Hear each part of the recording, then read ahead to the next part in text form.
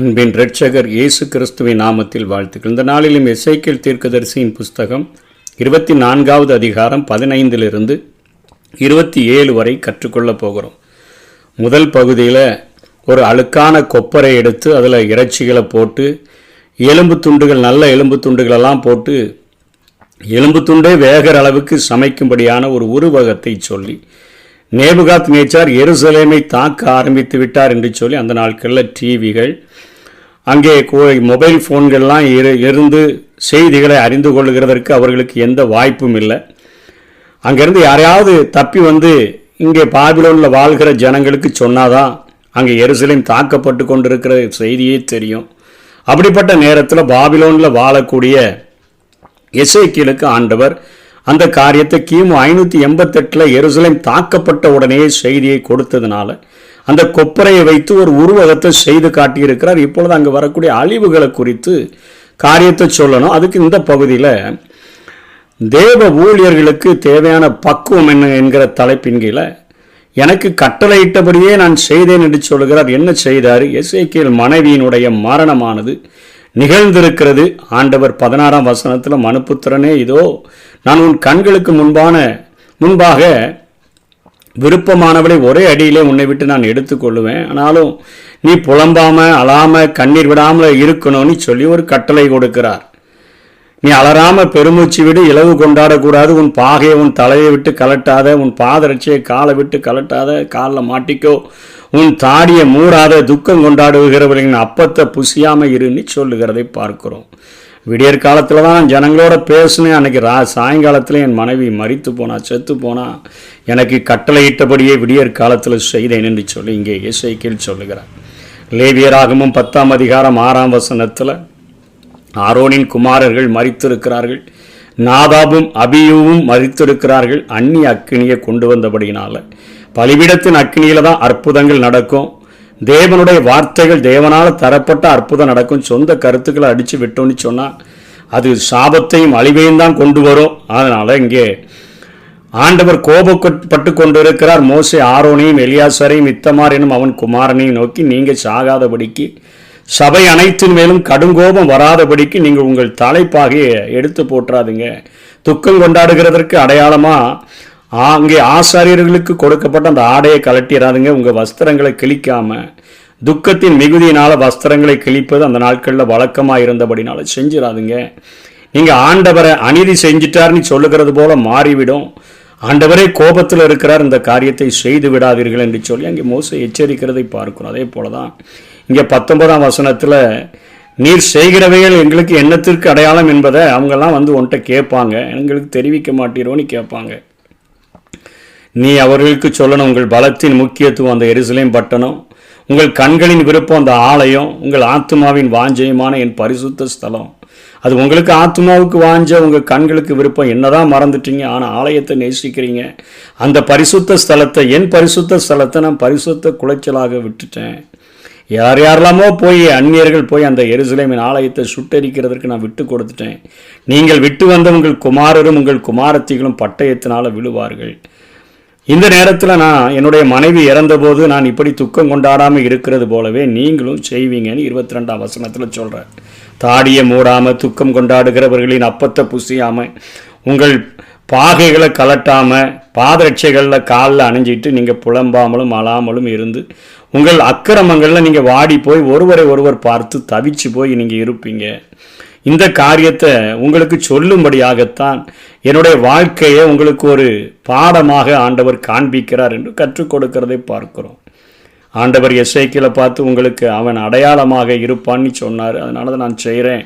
25ஆம் வசனத்தில், எந்த நாளில் அவர்கள் பலம், அவர்களுடைய அலங்கார மகிழ்ச்சி, அவர்கள் கண்களின் விருப்பம், அவர்கள் ஆத்மாவின் விசேஷித்த வாஞ்சை, அவர்கள் குமாரர்கள் குமாரத்திகள் எடுத்துக்கொள்ளப்படுகிறவர்கள், இந்த காரியத்தெல்லாம் ஒருவன் வந்து தப்பி வந்து உங்கள் காதுகள் கேட்க சொல்லுவான் அல்லவோ, நீங்கள் அப்போ தப்பி வந்தவனோட நீ பேசுவாய், நீ மௌனமாக இருக்க மாட்டாய், நீ அவர்களுக்கு அடையாளமாக இருப்பாய் என்று கர்த்தர் அங்கே சொல்லிட்டு, அந்த நேரத்தில் இவ்வளோ காலம் நான் சொல்லி பார்த்துட்டேன், இனிமே ஒரு செய்தி அங்கேருந்து வந்து இங்கே சொன்ன பிறகுதான் அவங்க நான் கர்த்தர் என்று அறிந்து கொள்ளுவார்கள் என்று சொல்லி இங்கே ஆண்டவர் எசேக்கியேலினுடைய வாழ்விலே நடந்த ஒரு துக்க காரியத்தை கொண்டு அந்த ஜனங்களோடு கூட பேசுகிறார். ஏனென்று சொன்னால் என் பரிசுத்த ஸ்தலம், நான் நேசித்த என் ஜனங்கள் அழிக்கப்படும் பொழுது நானே துக்கம் கொண்டாடாமல் இருக்கிறது போலத்தான் எசேக்கியேலே நீனும் அதை அப்படியே உள்வாங்கி நீனும் துக்கம் கொண்டாடாமல் இருக்கணும். அதே போல ஊழியக்காரனாகிய உன் வார்த்தைகளை கேட்கிற உன்னுடைய ஜனங்களும் அதே போல அந்த வார்த்தைகளுக்கு கீழ்ப்படிந்து கடைபிடிக்கிறவர்களாக இருக்க வேண்டும் என்று சொல்லி தேவ ஊழியர்களுக்கு தேவையான பக்குவம் என்ன, தேவன் எப்படி ரியாக்ட் பண்ணுகிறாரோ அதை அப்படியே உள்வாங்கி அங்கே ஜனங்களுக்கு செய்ய வேண்டும் என்கிற காரியத்தை இங்கே எசேக்கியேல் செய்கிறார். இந்த எசேக்கியேலினுடைய வாழ்க்கை மாத்திரமல்ல, ஏசாயாவும் அவருடைய பிள்ளைகளுக்கு பேரிட்ட நிலையிலேயே ஆண்டவர் தீர்க்கதரிசிகளினுடைய குடும்ப வாழ்க்கையில் நடக்கக்கூடிய நிகழ்வுகளை செய்திகளாக ஜனங்களுக்கு சொல்லுகிறதை பார்க்க முடியும். எரேமியா, ஏசாயா 8ஆம் அதிகாரம் 3 நாளில் நான் தீர்க்கதரிசியானவளை சேர்ந்தபோது ஏசாயா சொல்லுகிறாள், அவள் கர்ப்பவதியாகி ஒரு குமாரனை பெற்றால் அப்பொழுது கர்த்தர் என்னை நோக்கி மகேர் சாலால் அஸ்பாஸ் என்னும் பேரை அவனுக்கு இடு. இந்த பாலகன் அப்பா அம்மா என்று கூப்பிட அறிய முன்னே தமஸ்குவின் ஆஸ்தியும் சமாரியாவின் கொள்ளையும் வடக்கு இஸ்ரவேலினுடைய கொள்ளையும் அசீரியாவின் ராஜாவுக்கு முன்பாக கொண்டு போகப்படும். அசீரியா எல்லாவற்றையும் அழித்து போட்டு விடுவான், சுட்டெரித்து போட்டு விடுவான் என்று வடக்கு இஸ்ரவேலுக்கு ஏசாயா தீர்க்க தரிசனம் சொல்லுகிறார். தன்னுடைய வாழ்க்கையில் தன் பிள்ளைக்கு ஒருவருக்கு பேரிடுகிறதை வைத்து, அதே போல ஓசியா பிள்ளைகளுக்கு பேரிட்ட நிலையில் அந்த காரியத்தை குறித்தும் தேசத்திற்கு ஆண்டவர் செய்தி கொடுக்கிறார். 1ஆம் அதிகாரம் 4ஆம் வசனம் 6ஆம் வசனம் 9ஆம் வசனத்தில் முதல் மகனுக்கு எஸ்ரேல் என்னும் பெயரிடுகிறான். கொஞ்ச காலத்தில் ஏகுவின் வம்சத்தாரின் அந்த இஸ்ரவேலின் இரத்த பலியை நான் விசாரித்து இஸ்ரவேலின் ராஜ்யபாரத்தை நான் ஒளிய பண்ணுவேன், இஸ்ரேலின் பள்ளத்தாக்கில் இஸ்ரவேலினுடைய வில்லை முறிப்பேன் என்கிற செய்தியை முதல் மகனுக்கு பேரிடும்பொழுது இஸ்ரேல்னு பேரிட்டா என்னன்னு கேட்டாங்கன்னா அதுக்கு அர்த்தத்தை சொல்லி 2வது மகனுக்கு லோருகாமானி பேரிடு. அப்பவும் கேட்பாங்க, ஏனெனில் நான் இனி இஸ்ரவேல் வம்சத்தாருக்கு இரக்கம் செய்வதில் நான் அவர்களை முழுவதும் அகற்றி விடுவேன் நீ சொல்லு. 3வது மகனுக்கு லோகமீனி பேர் விடு, நீங்கள் என் ஜனம் அல்ல, நான் உங்கள் தேவனாயும் இருப்பதில்லைன்னு சொல்லி நீ அவர்களுக்கு செய்தியை சொல்லு என்று சொல்லுகிறதை பார்க்கிறோம்.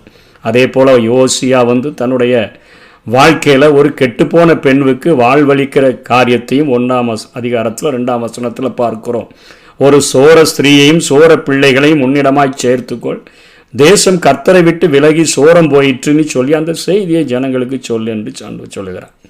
எரேமியாவினுடைய வாழ்க்கையில் நீ திருமணம் பண்ணாமல் இருக்கணும்னு சொல்லி, ஏன்னா தேசம் சுட்டரிக்கப்பட போகுது, இந்த நாட்களில் உனக்கு திருமணம் வேண்டாம் என்று சொல்லி திருமணம் ஏன் பண்ணலை அப்படின்னு யாராவது கேட்டாங்கன்னா தேசம் அழிக்கப்பட போகுது, எருசலேம் சுட்டரிக்கப்பட போகுது, சிறைபிடித்து கொண்டு போகப்பட போகிறோம், இந்த நேரத்தில் எதற்கு இந்த வாழ்க்கை என்று சொல்லி நீ அவர்களுக்கு உன்னுடைய வாழ்க்கையை செய்தியாக அறிவிக்க வேண்டும் என்று எரேமியா 14:16-2 சொல்லுகிறதை பார்க்கிறோம். அதே போல தான் இந்த பகுதிகளில் எசேக்கியேல் புலம்பல, ஆபிரகாமை போல அவர் அளவில்லை, அங்கே அலறவில்லை, கண்ணீர் விடலை, இலவு கொண்டாடலை, துயரத்தின் அடையாளமாக பாகையை எடுத்து போட்டுட்டு தாடியை மூடி பாதரட்சியை கலற்றி அப்படிலாம் இருக்கலை, துக்கம் கொண்டாடுவரின் அப்பத்தையும் அவர் புசிக்காமல் அவர் அங்கே இருக்கிறதை குறித்து நம்ம பார்க்கிறோம். இங்கே எசேக்கியேலினுடைய மனைவியை தேவன் வேண்டுமென்றே எடுத்துக்கொள்ளல, அவளுடைய மரணம் ஒரு செயல்முறை பாடமாக ஜனங்களுக்கு ஆண்டவர் சொல்லி கொடுக்கிறார். சும்மா இருந்த மனைவியை தேவன் கொன்று பாடம் நடத்தலை. இன்றைக்கு கிறிஸ்துவுக்கு ஷீடராக விளங்குகிறதற்கும் இத்தகைய ஒரு சிலுவையை சுமக்கிற ஒரு காரியங்கள் வேண்டியதாக காணப்படுகிறது. கிறிஸ்துவை விட அதிகமாக நம்ம எதையும் நேசிக்கக்கூடாது, நேசிக்க துணிந்து விடக்கூடாது என்பதை மத்தேயு 10ஆம் அதிகாரம் 37-38 இயேசுவே கற்றுக் கொடுக்கிறார். தகப்பனையாவது தாயையாவது என்னிலும் அதிகமாய் நேசிக்கிறவன் எனக்கு பாத்திரன் அல்ல, மகனையாவது மகளையாவது என்னிலும் அதிகமாய் நேசிக்கிறவன் எனக்கு பாத்திரன் அல்ல. அப்படின்னா தகப்பனை நேசிக்கக்கூடாது, தாயை நேசிக்கக்கூடாது, மகளை நேசிக்கக்கூடாதுன்னு ஆண்டவர் சொல்லலை. முதலிடம் எனக்கு, 2வது இடத்தை அவர்களுக்கு கொடுங்கன்னு சொல்கிறார். எல்லாரையும் நேசிக்கணும் எனக்கு, ஆனால் அந்த முதலிடத்தை கொடுத்துரு என்று சொல்லி ஆண்டவர் கேட்கிறதை பார்க்கிறோம். முதலாவது தேவனுடைய ராஜ்யத்தையும் அவருடைய நீதியையும் தேடுங்கள், அவரை நேசிக்கத்தக்கதாக ஆண்டவர் அழைக்கிறார். அதுக்கு அடுத்த இடத்தை தகப்பன், தாய், மனைவி, பிள்ளைகளுக்கு ஆண்டவர் கொடுக்க வேண்டும் என்று விரும்புகிறார். தன் சிலுவையை எடுத்துக்கொண்டு என்னை பின்பற்றாதவன் எனக்கு பாத்திரன் அல்ல, அவருக்காக வாழ்க்கை முழுவதும் ஒப்படைக்கப்பட்டிருக்க வேண்டும். ஆண்டவரா குடும்பமானி வரும்பொழுது ஆண்டவருக்கு முதலிடம் கொடுக்கிறவர்களாக இருக்க வேண்டுமே ஒழிய குடும்பத்தை நேசிக்காதவர்களாக காணப்படக்கூடாது. இதுதான் சாக்கு போக்குன்னு சொல்லிட்டு துறவி வேடம் போட்டுக்கிட்டு மக்களை, கணவனை, மனைவியை விரட்டி விட்டு வாழ்கிற ஒரு வாழ்க்கை வாழ்கிறத ஆண்டவர் விரும்புகிறதில்ல. இருதயத்தின் ஆழங்களை பார்க்கிறவர் எந்த அளவுக்கு நம்ம நேசிக்கிறோன்னு பார்க்கிறார். தன் சொந்த மாம்சத்தை பகைத்தவன் ஒருவனும் இல்லை. மனைவி அந்த அளவுக்கு சொந்த மாம்சமாக நேசிக்க சொல்லுகிறார். ஆனால் மனைவியா தேவனா என்று வரும்பொழுது தேவனுக்கு முதலிடம் கொடுக்க வேண்டும். அதை நாம் தெளிவாக புரிந்து கொண்டு வாழும்படியாக நாம் அழைக்கப்படுகிறோம். அவரவர்களுடைய இருதயங்களை ஆராய்ந்து அறிகிற தேவன் இதை காணக்கூடியவராக இருக்கிறார். மரணத்தை அணுக வேண்டிய முறையை கூட பவுல் நமக்கு அருமையாக போதித்திருக்கிறார். 1 தெசலோனிக்கேயர் 4:13-14 அன்றியும் சகோதரரே, நித்திரை அடைந்தவர்களின் நிமித்தம் நீங்கள் நம்பிக்கையற்றவர்களான மற்றவர்களைப் போல துக்கித்து அறிவில்லாதிருக்க எனக்கு மனதில்லை. இயேசுவானவர் மரித்த பின்பு எழுந்தார் என்று விசுவாசிக்கிறோமே, அப்படியே இயேசுவுக்குள் நித்திரை அடைந்தவர்களையும் தேவன் அவரோடு கூட கொண்டு வருவார். இப்பொழுது கொஞ்ச காலம் பிரிகிறோம், அவ்வளோதான். விரைவில் என்றென்றைக்கும் சேர்ந்திருக்க உயிர்த்தெழுந்து நம்ம இருப்போம். அதனால் மற்றவர்களைப் போல நீங்கள் துக்கித்து அறிவில்லாமல் இருக்கக்கூடாது என்று சொல்லி அவருடைய பிள்ளைகளுக்கு ஆண்டவர் கற்றுக் கொடுக்கிறார். ஒருவேளை ரட்சிக்கப்படாதவருடைய பிரிவுகள் தான் அது நிரந்தரமாக மாறிடும். அவங்கள நம்ம பார்க்க முடியாது. இன்னும் தேவனுடைய ஊழியர்களுடைய பக்குவம் என்னென்னா, பாடுபடுகிறதற்கு தங்களை அர்ப்பணித்தவர்களாக அவர்களை வாழ வேண்டும் என்று சொல்லி 2 கொரிந்தியர் 1:7 அங்கே கொரிந்து சபைக்கு பவுல் எழுதுகிறார். நீங்கள் எங்களோடு கூட பாடுபடுகிறது போல எங்களோடு கூட ஆறுதலும் அடையீர்கள் என்று நாங்கள் அறிந்து உங்களை குறித்து உறுதியான நம்பிக்கை உள்ளவர்களாக இருக்கிறோம். கர்த்தராகிய இயேசுவினுடைய ஜீவனும் எங்கள் சரீரத்தில் விளங்கும்படிக்கு இயேசுவின் மரணத்தை எப்பொழுது எங்கள் சரீரத்தில் சுமந்து திரிகிறோம். 2 கொரிந்தியர் 4:10 சொல்கிறார். 11 எப்படி எனில் சாவுக்கு ஏதுவான எங்கள் மாம்சத்தில் இயேசு கிறிஸ்துவனுடைய ஜீவனும் விளங்கும்படிக்கு உயிரோடு இருக்கிற நாங்கள் எப்பொழுதும் இயேசுவின் நிமித்தம் மரணத்திற்கு ஒப்பு கொடுக்கப்படுவோம். நிறைய பாடுகள் வருகிறது, உபத்திரவங்கள் வருகிறது, வியாகுலங்கள் வருகிறது, பசி வருகிறது, நாசமோசம் வருது, பட்டயம் வருது, கடல் சேதங்கள் வருகிறது, கப்பல் சேதங்கள் வருகிறது, நிறைய காரியங்களை பார்க்குறோம். சொந்த ஜனங்களினால் அநேக சேதங்கள், கள்ள சகோதரர்களால் அநேக பாடுகள், இவைகளெல்லாம் நாங்கள் அனுபவித்தாலும் கூட தேவ ஊழியர்களுக்கு தேவையான பக்குவத்தோடு கூட ஆண்டவருக்கு முதலிடம் கொடுத்து எங்களுடைய வாழ்க்கையை வாழ நாங்கள் அர்ப்பணித்து இருக்கிறோம் என்று சொல்லுகிற அந்த காரியங்களை நாமும் கடைபிடித்து ஆண்டவருக்கு முதலிடம் கொடுத்து மற்றவைகளுக்கு 2வது இடம் கொடுத்து இந்த உலகத்தில் அழிவுக்கு நேராக கடைசி நாட்களில் வைக்கப்பட்டிருக்கிற நாம் இருளில் வாழக்கூடிய ஜனங்களுக்கு அந்த சுவிசேஷத்தின் ஒளியை சொல்லி ஆண்டவர் அண்டைக்கு இழுக்கிறவர்களாக நம்முடைய வாழ்க்கையை ஒரு பாடமாக்கி அவர்களுக்கு கற்பிப்போம். கர்த்தர் தாமே நம்மை ஆசீர்வதிப்பாராக. ஆமென். உமக்கு பிரியமானதை செய்ய எனக்கு கற்றுத்தாரும் தெய்வமே.